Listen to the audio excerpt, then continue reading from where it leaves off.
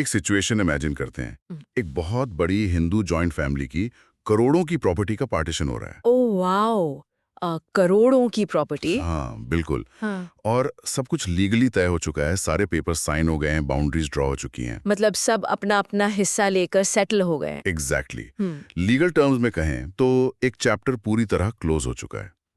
लेकिन कुछ महीनों बाद उस परिवार में एक बच्चा पैदा होता है ओके। और अचानक से वो पूरा का पूरा पार्टीशन, वो सारे साइन कॉन्ट्रैक्ट्स और प्रॉपर्टी के डिवीजन पूरी तरह से जीरो हो जाते हैं। Wait, really? पूरा का पूरा पार्टीशन कैंसिल हो जाता है? बिल्कुल, the entire massive partition is erased. Hmm. एक अनबॉर्न बच्चा जिसने अभी तक दुनिया देखी भी नहीं थी, उसके पास लीगली इतनी पावर होती है कि वो एक सेटल्ड लीगल अरेंजमेंट को पूरी तरह से हिला दे। ये तो ये सच में माइंड ब्लोइंग है। हाँ, डीप डाइव में स्वागत है। आज की इस डीपली एनालिटिकल और फैसिनेटिंग जर्नी में हम लीगल आर्टिकल्स, सुप्रीम कोर्ट के हिस्टोरिकल जजमेंट्स और फैमिली लॉ के रिसर्च पेपर्स को खंगालने वाले हैं। राइट। और आज हमारा फोकस सिर्फ ये समझना नहीं है कि एक जमीन या मकान को दो हिस्सों में कैसे बांटा जाता है। बिल्कुल नहीं। चलिए इसे अनपैक करते हैं। आज का हमारा मिशन है हिंदू कानून के तहत पार्टीशन और रियूनियन के पीछे के मैकेनिज्म को समझना, उसकी हिस्ट्री और उसके ह्यूमन इम्पैक्ट को एनालाइज करना। हाँ, ये सफर सदियों पुराने धर्मशास्त्रों से शुरू होकर 2005 के मॉडर्न हिंदू सक्सेशन अमेंडमेंट तक जाता है। एग्जैक्टली हम जानेंगे कि लीगली प्रॉपर्टीज कैसे बांटी जाती हैं और उससे भी ज्यादा इंपॉर्टेंट ऐसी कौन सी चीजें हैं जो कभी बांटी ही नहीं जा सकती। और जैसा कि आपने अभी उस बच्चे का एग्जाम्पल दिया, हम ये भी समझेंगे कि पार्टीशन को कैंसिल या रीओपन कैसे किया जाता है। हाँ, और सबसे दिलचस्प बात, अगर एक टूटा वो परिवार लीगली वापस एक होना चाहे तो वो रियूनियन कैसे काम करता है। के लिए हमें सबसे पहले उन फाउंडेशन रूल्स को समझना होगा जिन पर ये पूरी लीगल बिल्डिंग खड़ी है। राइट, क्योंकि हिंदू लॉ में प्रॉपर्टी का डिवीजन किसी सिंपल मैथमेटिकल फॉर्मूले से नहीं चलता। बिल्कुल। इसके पीछे दो मेन स्कूल्स ऑफ थॉट हैं, मिताक्षरा और दायभाग। जब तक हम इन दोनों के बेसिक डिफरेंस को नहीं समझते, पार्टीशन का लॉजिक समझ नहीं आएगा। तो सबसे पहले मिताक्षरा स्कूल की बात करते हैं, जो बंगाल और असम को छोड़कर लगभग पूरे इंडिया में लागू होता है। हाँ, इस सिस्टम के कोर में एक बहुत ही खास कॉन्सेप्ट है जिसे कोपार्सिनरी कहते हैं। तो क्या ये जॉइंट फैमिली की तरह ही होता है? एक्चुअली जॉइंट हिंदू फैमिली और कोपार्सिनरी दोनों अलग चीजें हैं। जॉइंट फैमिली बहुत बड़ी हो सकती है, राइट, जिसमें दूर के रिश्तेदार, बहुएं सब शामिल होते हैं। एग्जैक्टली। लेकिन कोपार्सिनरी उस जॉइंट फैमिली के अंदर एक एक्सक्लूसिव क्लब की तरह होती है। और इस क्लब का मेंबर बनने का सिर्फ एक ही तरीका है, जन्म से। बिल्कुल सही। मिताक्षरा लॉ का जो फाउंडेशनल प्रिंसिपल है वो ये राइट बाय बर्थ। इसी की वजह से एक बहुत ही अजीब सी सिचुएशन क्रिएट होती है, जैसे फ्लक्चुएटिंग इंटरेस्ट कहते हैं। हाँ, क्योंकि जब तक फॉर्मल पार्टीशन नहीं होता तब तक किसी भी को पार्टनर को ये नहीं पता होता कि उसका एग्जैक्ट हिस्सा कितना है। कोई ये नहीं कह सकता कि मेरा इस प्रॉपर्टी में एग्जैक्टली 25% शेयर है। राइट। इसको मैंने एक एनालॉजी से समझा था। सोचिए कि मिताक्षरा एक जादुई पिज्जा है। अच्छा, एक जादुई पिज्जा, ये कैसे काम करता है? तो बेसिकली जब भी परिवार में कोई नया बच्चा पैदा होता है तो पिज्जा के स्लाइस अपने आप छोटे हो जाते हैं। हाँ, क्योंकि नए मेंबर्स के आने से सबका इंडिविजुअल शेयर डाइल्यूट हो जाता है। एग्जैक्टली। और इसके ऑपोजिट, अगर फैमिली में किसी की डेथ हो जाए तो उसका स्लाइस हवा में गायब नहीं होता। राइट, वो बाकी बचे हुए स्लाइसेस में वापस मर्ज हो जाता है और सबके स्लाइस अचानक से बड़े हो जाते हैं। इसे लॉ में सर्वाइवरशिप कहते हैं, है ना? बिल्कुल सही। प्रॉपर्टी उनको मिलती है जो सर्वाइव करते हैं। अब क्योंकि ये हिस्सा रोज घट बढ़ रहा है, इसीलिए मिताक्षरा लॉ में पार्टीशन हमेशा 2 स्टेप्स में होता है। हाँ, और ये लॉ का एक बहुत ही ब्रिलियंट मैकेनिज्म है। पहला स्टेप होता है D jure partition. Right. D jure का मतलब है सिर्फ अपना इंटेंशन डिक्लेयर करना, मतलब स्टेटस का अलग होना। तो इसमें कोई दीवार नहीं तोड़ी जाती या जमीन नहीं नापी जाती? बिल्कुल नहीं। अगर एक को पार्टनर बाकी मेंबर्स को सिर्फ इतना बोल दे कि मैं आज से अलग होना चाहता हूँ, तो सिर्फ इतना कहने से ही उसका शेयर उस पिज्जा में या उस पूल में फ्रीज हो जाता है। Oh wow! तो अब परिवार में कोई नया बच्चा पैदा हो या किसी की डेथ हो, इसके हिस्से पे कोई असर नहीं पड़ेगा। एग्जैक्टली, उसका शेयर लॉक हो गया। लेकिन एक सवाल है, ये इंटेंशन डिक्लेयर करने की जरूरत ही क्या थी? सीधे जमीन क्यों नहीं बांट लेते? बिल्कुल। अब सोचिए, अगर इस बीच उस इंसान की डेथ हो जाए जो हिस्सा मांग रहा था, तो लीगली उसका हिस्सा बाकी फैमिली में वापस मर्ज हो जाएगा। ओह, और उसकी पत्नी या बच्चों को कुछ नहीं मिलेगा? एग्जैक्टली इसीलिए लॉ ने डे ज्यूरे का कॉन्सेप्ट बनाया। आप सिर्फ इंटेंशन अनाउंस कर दो, आपका हिस्सा आपके परिवार के लिए लॉक हो गया। Make sense. और इसके बाद आता है दूसरा स्टेप, जिसे डे फैक्टो पार्टीशन कहते हैं। हाँ, ये होता है एक्चुअल फिजिकल डिवीजन, जहां प्रॉपर्टी को सच में डिवाइड किया जाता है, जमीन नापी जाती है। लेकिन अगर हम इंडिया के ईस्टर्न पार्ट में चलें, बंगाल और असम की तरफ, तो वहां दायमभाग स्कूल ऑफ लॉ चलता है, राइट, और वो इस पूरे मिताक्षरा सिस्टम को कंप्लीटली रिजेक्ट कर देता है। तो वहां राइट बाय बर्थ वाला जादुई पिज्जा नहीं चलता। बिल्कुल नहीं। दाएं भाग कहता है कि जब तक पिता जिंदा है, वो प्रॉपर्टी का सोल ओनर है, बच्चों का कोई हक नहीं होता। तो क्योंकि वहां शेयर्स घटते बढ़ते नहीं हैं, हाँ। तो डी ज्यूरे पार्टीशन का भी कोई कॉन्सेप्ट नहीं होगा। बिल्कुल सही पकड़ा आपने। वहां पार्टीशन का सिर्फ एक ही मतलब है, एक्चुअल फिजिकल डिवीजन। यहाँ बात बहुत दिलचस्प हो जाती है, क्योंकि अगर हम डी ज्यूरे या इंटेंशन डिक्लेयर करने की बात करें, तो सवाल ये उठता है कि टेबल पर बांटने के लिए रखा क्या जाएगा? हाँ, क्योंकि पार्टीशन सूट्स में यही सबसे बड़ा कॉन्फ्लिक्ट होता है। क्या हर चीज बांटी जा सकती है? मुझे जहां तक पता है, सिर्फ एंसेस्ट्रल या को-पार्सनरी प्रॉपर्टी ही बांटी जा सकती है ना? एग्जैक्टली। अगर किसी ने अपनी खुद की मेहनत से, अपनी स्किल से कुछ कमाया है, तो वो सेल्फ अक्वायर्ड प्रॉपर्टी होती है। मतलब बिना जॉइंट फैमिली फंड्स को यूज किए जो कमाया है। हाँ, और लॉ इस मामले में बहुत स्ट्रिक्ट है। आपकी मेहनत की कमाई पर परिवार का कोई हक नहीं बनता। लेकिन उन चीजों का क्या किया जाए जिन्हें फिजिकली काटा ही नहीं जा सकता, लाइक इनडिविजिबल प्रॉपर्टीज। हाँ, ये एक बहुत प्रैक्टिकल प्रॉब्लम है। इमेजिन कीजिए, परिवार के पास कोई पुरानी सीढ़ी है या आंगन में एक कुआं है। कुएं को तो आधा आधा नहीं काट सकते ना। बिल्कुल नहीं। और सबसे बड़ा इशू आता है फैमिली की मूर्तियों के साथ।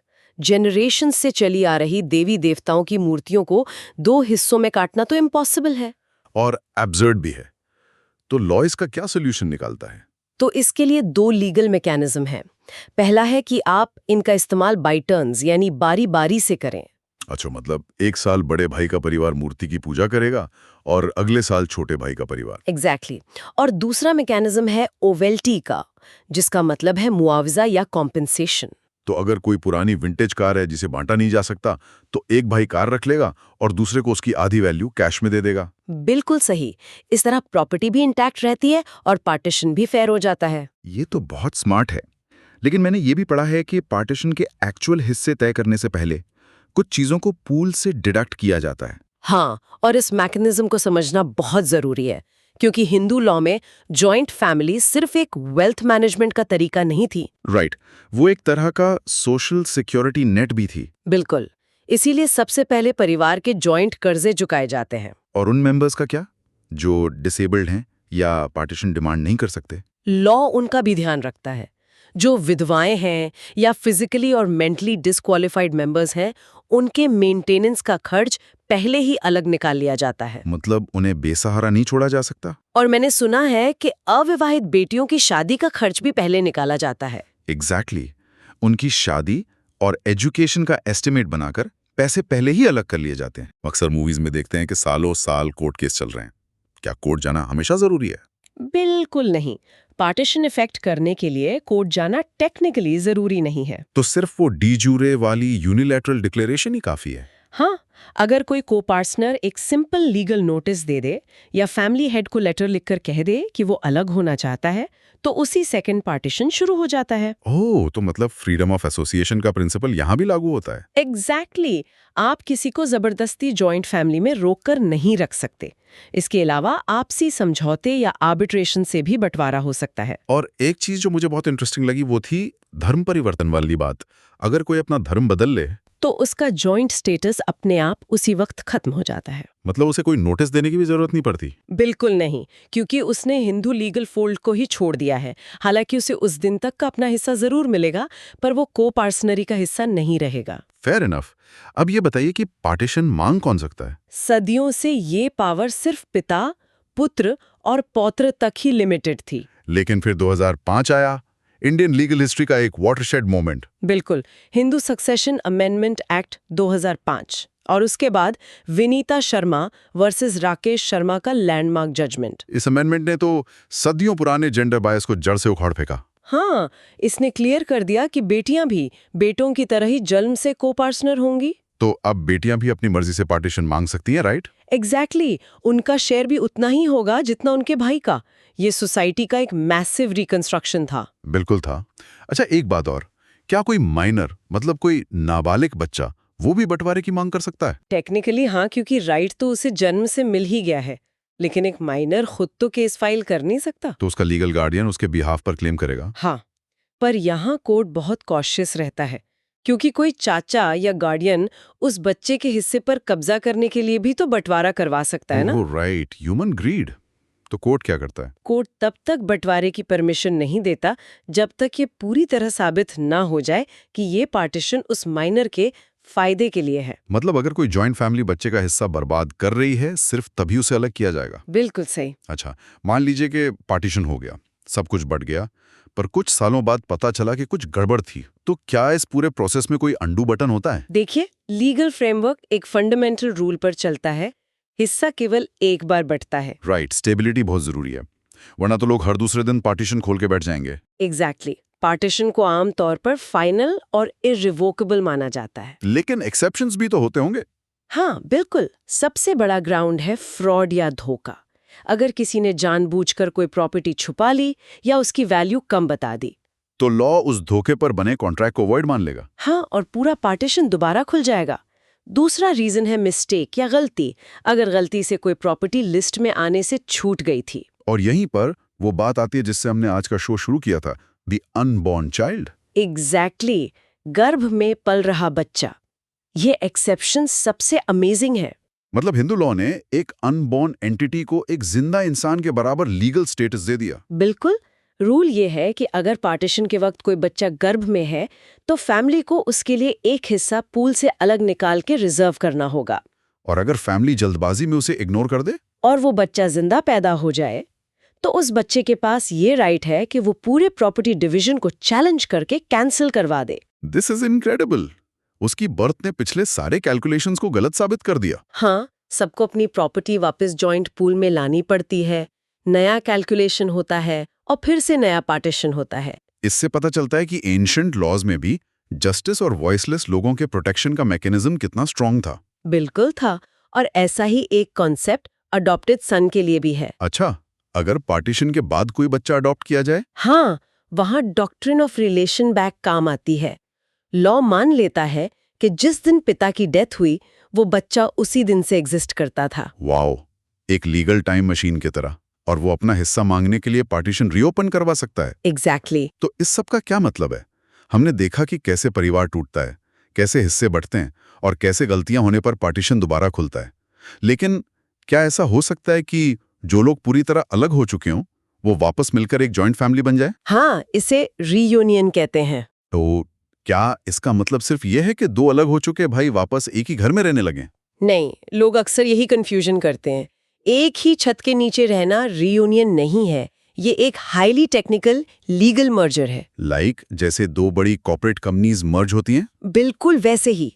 दोनों पार्टीज में एक एब्सोल्यूट इंटेंशन होना चाहिए कि वो अपनी अपनी प्रॉपर्टी को वापस एक कॉमन पूल में मिला रहे हैं। मतलब वो अपना इंडिविजुअल कंट्रोल छोड़ रहे हैं ताकि सर्वाइवरशिप का रूल फिर से लागू हो सके? एग्जैक्टली, जिसे स्टेटस को एंटे कहते हैं, पुरानी स्थिति को रीस्टोर करना। लेकिन क्या कोई भी डिस्टेंट कजन इस रियूनियन का हिस्सा बन सकता है? नहीं, एंशिएंट सेज बृहस्पति के टेक्स्ट्स जिन्हें कोर्ट्स आज भी मानते हैं, उनके अकॉर्डिंग रीयूनियन सिर्फ बहुत क्लोज रिलेटिव्स के बीच हो सकता है। जैसे पिता और पुत्र, भाई भाई या चाचा भतीजा? हाँ, क्योंकि अगर दूर के रिश्तेदारों को मर्जर करने दिया तो फ्रॉड के चांसेस बहुत बढ़ जाएंगे। और क्योंकि ये एक तरह का लीगल कॉन्ट्रैक्ट है तो इसका मतलब है कि कोई माइनर या नाबालिग इस रियूनियन का हिस्सा नहीं बन सकता। एकदम सही लॉजिक। माइनर अपना कंसेंट नहीं दे सकता, इसलिए लॉ उसे अपनी प्रॉपर्टी सरेंडर करने की इजाजत नहीं देता। तो आज हमने एक बहुत ही लंबा पर इमेंसली इंसाइटफुल सफर तय किया। बिल्कुल, हमने देखा कि कैसे पार्टीशन सिर्फ एक मैथमेटिकल डिवीजन नहीं है, बल्कि इसमें बहुत सी सोशल रिस्पॉन्सिबिलिटीज भी शामिल हैं। राइट। हमने मिताक्षरा के जादुई पिज्जा से लेकर दाएं भाग के रूल्स को समझा। हमने देखा कि कैसे 2005 के अमेंडमेंट ने सदियों के जेंडर बायस को खत्म किया और कैसे एक गर्भ में पल रहे बच्चे की ताकत पूरे लीगल सिस्टम को रीसेट कर सकती है। एग्जैक्टली इस पूरी डिस्कशन को क्लोज करते हुए मेरे दिमाग में एक थॉट आ रहा है। आज के इस दौर में जहां कॉस्ट ऑफ लिविंग आसमान छोड़ी है और न्यूक्लियर फैमिलीज बढ़ रही हैं। इकोनॉमिक प्रेशर तो बहुत ज्यादा है। बिल्कुल। तो ऐसे में क्या फ्यूचर में हम एक मैक्रो शिफ्ट देखेंगे? मेरा मतलब है, क्या लोग अपने रिसोर्सेज और वेल्थ को प्रोटेक्ट करने के लिए कॉर्पोरेट मर्जर की तरह ही एग्रेसिवली फैमिली रियूनियंस को एक फाइनेंशियल स्ट्रैटेजी की तरह यूज करना शुरू कर देंगे? ये तो एक बहुत ही प्रोवोकेटिव थॉट है ना? क्या मॉडर्न इकोनॉमिक स्ट्रेस उस ट्रेडिशनल जॉइंट फैमिली स्ट्रक्चर को वापस रिवर्स इंजीनियर करने पर मजबूर कर देगा? शायद। हाँ, ये सच में सोचने वाली बात है कि ये प्राचीन कानून भविष्य की फाइनेंशियल प्रॉब्लम्स का सलूशन बन सकते हैं। बिल्कुल। और ये एक ऐसा सवाल है जिस पर हमारे लिसनर्स खुद की रिसर्च कर सकते हैं। डीप ड्राइव के सफर में हमारे साथ जुड़े रहने के लिए बहुत बहुत धन्यवाद।